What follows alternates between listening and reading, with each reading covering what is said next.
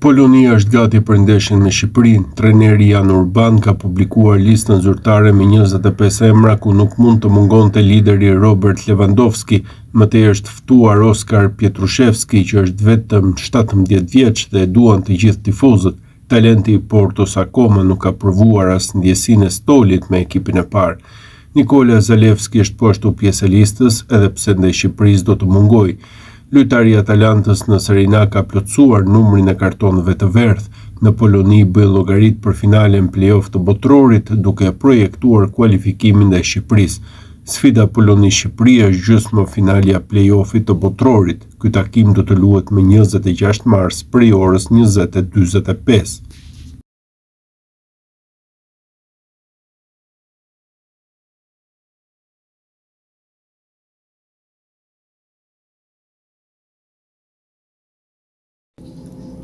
Legjenda e futbollit botror, polaku Zbigniew Boniek ka dhënë një intervistë për Rai Radio Uno duke komentuar dhe kualifikueset e Kupës së Botës. Ai e ka nisur fillimisht duke shprehur bindjen se Italia do të siguronte kalimin në fazën finale të turneut. As nuk e imagjinoi që Italia të mos fitojë me Irlandën e Veriut në shtëpi. Problemi është ndeshja teke jashtë fushës kundër Walesit apo Bosnjës, mund të jetë rrezikshme. I uroj Gattusos dhe të gjithë ekipit që të arrijë të shkojnë në botror, pasi kam nipa që luajnë futboll, janë tifoz me Italinë dhe duan ta shohin në botror, tha fillimisht Boniek. Më pas ai u ndal te Polonia, e cila është në mini grupin ku gjendet edhe Shqipëria, me të cilën do të ndeshet në takimin e gjysmëfinales në Varshavë. Të mos shkosh në botror është një dëm, sidomos për fëmijët të cilët duan të ëndërrojnë. Sa i përket Polonisë, kemi 2 ndeshje të ekuilibruara dhe të vështira. Në fillim me Shqipërinë në shtëpi dhe më pas eventualisht me njërën me Suedisë dhe Ukrainës në transfert.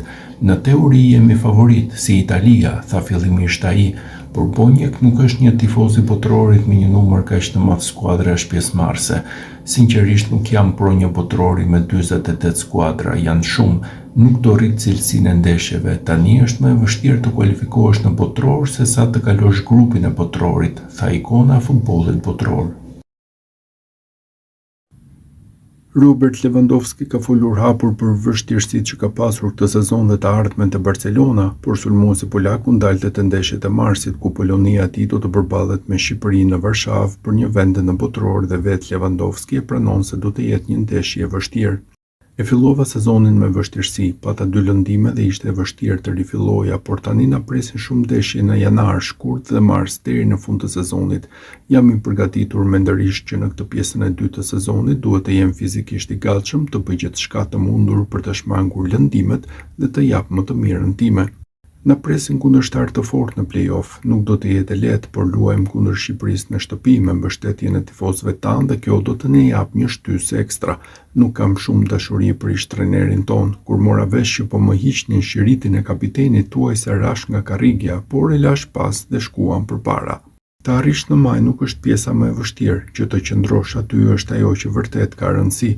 Për 15 ose 20 vjet duke luajtur futboll, kam pasur nevojë të testoj dhe të tejkaloj kufit e mi fizik, mendor dhe psikologjik. Kam prishur shumë mure për të arritur këtu dhe për të provuar që është e mundur.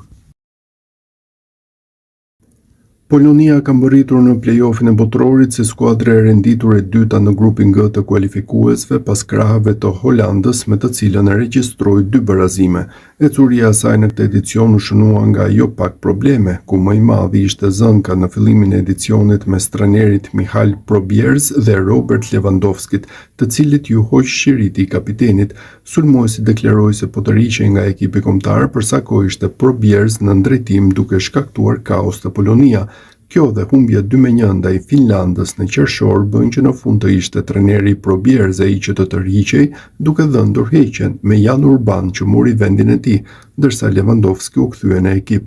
Në ndeshjet e mbetura Polonia regjistroi 3 fitore dhe 2 barazime ndaj Holandës, por ato nuk mjaftuan për t'i marrë vendin e parë në grup tulipanëve, duke detyruar skuadrën polake të kalonte nëpërmjet play-offit, ku tashmë si kundërshtar të parë do të ketë kombëtaren tonë.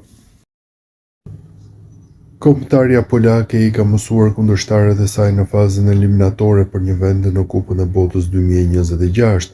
Ndoshta kishte dhe rrugë më të mira, komentoi Cezar Kuleza, presidenti i Federatës Polake të Futbollit. Ai gjithashtu nuk e përjashtoi mundësinë që një finale e mundshme kundër Ukrainës të luhet në Poloni. Kombëtarja polake përfundoi e dyta në grupin G të kualifikuesave të Kupës së Botës 2026 dhe do të garojë në ndeshjet eliminatore të pranverës për të kualifikuar për turneun e vitit të ardhshëm. Nëse skuadra e Jan Urban po Shqipërinë, ata do të përballen ose me Ukrainën ose me Suedinë në ndeshjen vendimtare. Ai nuk e fsheu faktin se polakët teorikisht mund të kishin tërhequr kundërshtarën më të lehtë, megjithatë përparësia e tyre sigurisht mbetet kualifikimi për Kupën e Botës. Është e vështirë të thuhet nëse fati ishte në anën tonë apo jo. Ndoshta kishte edhe ndeshje më të lehta, por na ra shorti ashtu siç na ra. Duhet të fitojmë këtë ndeshje. Askush nuk do të na jap një bilet falas për në Kupën e Botës, vuri në tukje presidenti i Federatës Polake. Gjysmëfinale do të luhen më 26 mars, ndërsa finalet janë planifikuar për më 31 mars. Presidenti paralajmëroi se situata skuadrave individuale mund të ndryshojë në muajt në vijim. Paraqitjet eliminatore janë vetëm 4 muaj larg dhe pa jo auruar askujt mund të shfaqen dëmtime në këto ekipe. Lojtarët mund të ndryshojnë klube, ndërkohë dhe forma e disa lojtarëve ndërkombëtar mund të ndryshojë. Shumë faktorë do të ndikojnë në ekip para eliminatoreve. Le të shpresojmë që t'i shmangim dëmtimet. Lojtarët tanë janë në formën e tyre të jetës. Kemi shumë fat futbollistik dhe ja dalim të kalojmë eliminatoret, shtoi ai. Kombëtarja shqiptare nuk mund të nënvlerësohet, siç e zbuloi vetë Fernando Santos. Ekipi i tij posoi një humbje 2-0 në Tiranë në shtator 2023 dhe portugezi dha dorëheqjen si trajner disa ditë më vonë. Shqiptarët janë një ekip shumë i mirë, veçanërisht në shtëpi. Gjithmonë ka shumë mbështetje në stadiumin e tyre, të gjithë reagojnë me entuziazëm. Ne kemi luajtur kundër tyre, kështu që e di si është. Është e vështirë të luash kundër tyre. Këtë herë avantazhi ynë është se po luajmë në shtëpi. Është gjithçka në mendjet dhe këmbët tona, tha Kulezha. A do të arrijë një marrëveshje Federata Polake e Futbollit me ukrainasit nëse një finale e mundshme kundër Ukrainës mund të mbahej në Poloni? Ekziston një mundësi për vendimi u takon ukrainasve, e gjitha varet nga ajo që bëjnë ata, nëse duan të luajnë në Poloni apo të kërkojnë një stadium tjetër në Evropë. Duke i njohur tifozët tanë, ata do të udhëtojnë për në ndeshje dhe do të ketë mbështetje entuziaste prej tyre, vazhdoi timonieri i Federatës Polake. Rekordi i Jan Urban si trajner deri më tani është 4 fitore dhe 2 barazime. Polonia ja doli mban kundër Holandës, por në Malta ta luftuan për të siguruar 3 pikë. Kemi marrë 4 pikë në 2 ndeshjet e fundit, luajtëm në kushte të barabarta kundër Holandës, një kundërshtar i nivelit të lartë. Sigurisht që pati një qetësi të lehtë kundër Maltës, por në fund fituam dhe morëm 3 pikët. Jan Urban bëri gjithçka që mundi. Nuk mendoj se ka dikush që do ta kritikonte punën e Jan Urban. Jemi të gjithë të kënaqur me punën e tij.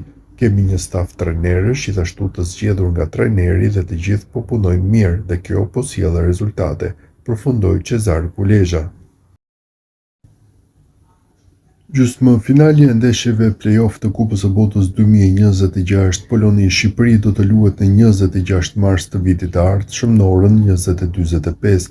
Ish futbollisti polak Marek Kozminski komentoi shortin e hedhur ditën e sotme në Zvicër, ku deklaroi se dueli me Kuqezint nuk do të jetë një shëtitje për ta.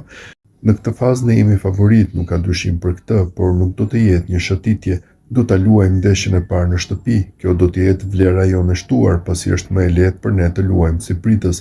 Pres që do ta kalojmë Shqipërinë dhe pastaj mbetet pyetja se me kë do të përballemi në raundin e dytë, Suedinë apo Ukrainën dhe mbi të gjitha ku do të luajmë. Ata janë një kundërshtar brenda mundësive tona, megjithëse kohët e fundit na treguan në shtëpi se ishim padyshim më të mirë, përfundoi ai.